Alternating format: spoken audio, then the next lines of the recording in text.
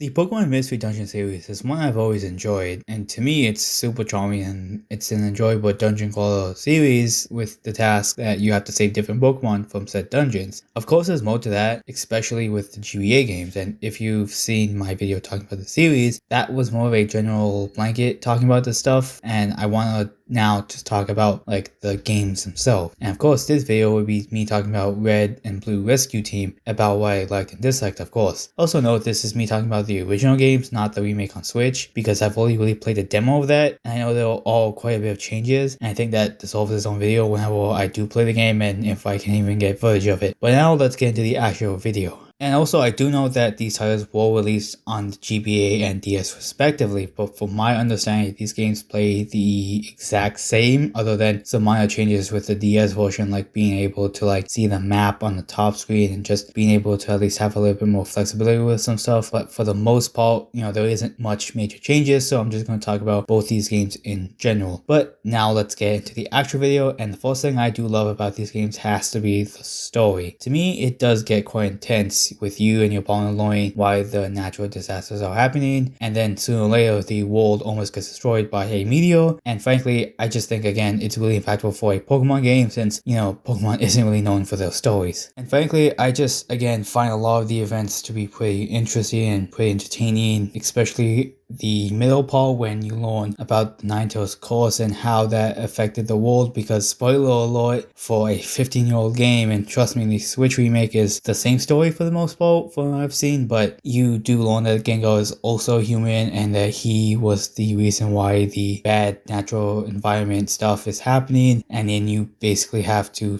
go off to Rayquaza and have him destroy the meteor. And I just find that to be again pretty interesting, and of course I won't go into exact details, but that stuff is just again really interesting, and just it's a big twist for the game, and I just really like it. Another part I did like was the post game, because now you can actually go to new locations and fight legendaries. This of course also ends up you being able to recruit new Pokemon, just because again you do get to go to places that you could not in the main game, and just really cool because you get to see new areas that you never got to see before. Something else I do love about these games has to be the gameplay, because it does take the turn-based RPG and makes it into a dungeon crawler, and I just absolutely love that. And I think I might have mentioned this in my other video on it, if not I'll just repeat it, and that has to be how a lot of the moves do end up feeling like how they would act like in the anime. What I mean by this is that stuff like Flamethrower is a ranged move where it can just hit across the map. Stuff like Heat Wave is the same thing, Earthquake, and just stuff like that. I like this just because you do end up having to rethink about what the move does and not just spam the strongest attacks. I also do really like the sprites quite a lot. They make all the Pokemon stand out, and I feel they're almost as good as the main series games, at least for the GBA area. And to me, they really do show off the personalities of each Pokemon, along with the animations, because those are also really good. And along with the personality, the game has really great writing. With each Pokemon, I feel that they act how you would expect, and of course they all are different from each other. I also do feel the writing has the right kind of emotion and tension for each part, whether that be the ending or whatever else. And frankly, these games really got to me as a kid, and replaying them, I still have a lot of enjoyment out of them. I still do remember the first time I actually finished it, and I had a Cubone and a Pikachu, and that was a really fun time. And no matter how much times I replay the game, I always have fun. But as per topic of the video, I have some problems with these games. One of these problems is the recruitment system, and as you might already know, it's RNG based, and how you get a Pokemon is by simply killing them, and then they have a chance to join your party. But that chance is different for each Pokemon, where Pokemon like Heracross have a 2.6 chance, and of course some of them are a bit higher, with that being a 35% chance without being a special Pokemon, like some Legends and Mythicals. And some Pokemon do have a negative recruitment rate, but those ones are most Legends in higher evolution stages, and then there's a whole other mess of problems, like for example, if your party weight exceeds the dungeon max, you can't recruit any Pokemon. So say if you bring like 2 other Pokemon with you, or 3 or whatever, as long as it's over the weight limit, you can't recruit any more Pokemon. So I guess you'll have luck if you want to grind a lot of Pokemon. You can also improve your chances, but for the most part, it's just based off your level. There is an item to help you, but it's just a 10% bonus, and the max bonus you can get is a 34%. This can help you drastically, but again, in order to get that max bonus, you need to be level 90 or higher, and I know that level range changes every single game. I still do wish there was a easier way to get Pokemon on your side, like being able to talk to them and just convince them, like SMT and Persona 5, and I think it's just way better than just leaving it to RNG. And another part I really didn't like about these games is the massive grind to get a lot of the better items and the friend areas. I'm more annoyed at the friend areas just because they do end up costing a lot more, and you kind of need those to recruit different Pokemon, and recruiting Pokemon is a big part of the game. And with the items, to get a lot of the better TMs, you do end up having to grind a lot, because I do know that they are like 8,000 or more, and that just kind of sucks. A lot of the other items like Revival Seeds are kind of cheap, but still, in order to like get a lot of the good items, you just need to grind a lot. And for me, the leveling up takes a long while, especially in the mid game for whatever reason. It just might be the Pokemon that I pick, but I don't know, I feel it still takes a long while. And I also did mention that all the characters are unique, which still holds true, but one of the things I really didn't like is that the Pokemon in the main story don't really get developed as much. And frankly, I still do love seeing them interact with each other. It's just that I feel someone like Gengar is the only one to get some development, because he ends up being a straight up joke, and then he helps the protagonist at the end. And frankly, I feel like characters like Alakazam do have a decent personality. It's just that to me, he ends up being a strong mentor type, and it's not that bad, but I just feel that the rest of the cast have gotten a little bit more development, because they all just what you would expect them to act like. And the next point, and the last real point I want to talk about, has to be how the main story is just really one-sided with the boss fights. You do end up fighting the 3 legendary boards in the mid game, and they all have attacks that just tear through a grass type Pokemon. And for me, I always end up struggling against Moltres and Articuno if I do have those Pokemon. Of course, you can use stuff like Sleep Seed, but frankly, it's not that much of a help, considering the fact that someone like Articuno has Power Snow, and that's an AoE attack, and again, if you do have a grass type, it will just destroy you. And of course, even if you don't, I still feel that it would still do a lot of damage. I feel Articuno is one of the harder bosses in the game just for that. Moltres is also still kind of hard since he can hit hard, because, you know, again, he has Fire Spin, and Fire Spin in this game is really annoying. And I just wish that a lot of the bosses were reconsidered a little bit, just because, again, they are really annoying to face. But that's more or less what I had liked and disliked on the Force Mystery Dungeon games. For the first go, I still do think it's a pretty solid game. I still do enjoy a lot of it. The story might not be the best one out there, but I still think it's somewhat impactful, and it's just really heartwarming at the end. I still do think Explorers of Time and Darkness and Sky had improved on the original games, but I still do think these ones are worth a shot. But as always, let's list off my likes and dislikes. Likes: the story, post-game, gameplay, sprites, and good writing. Dislikes: the recruitment system, too much grinding, characters don't really develop other than like a 1 or 2, maybe even just 1, and the story bosses are just one-sided. Thank you guys for watching, and see you guys later.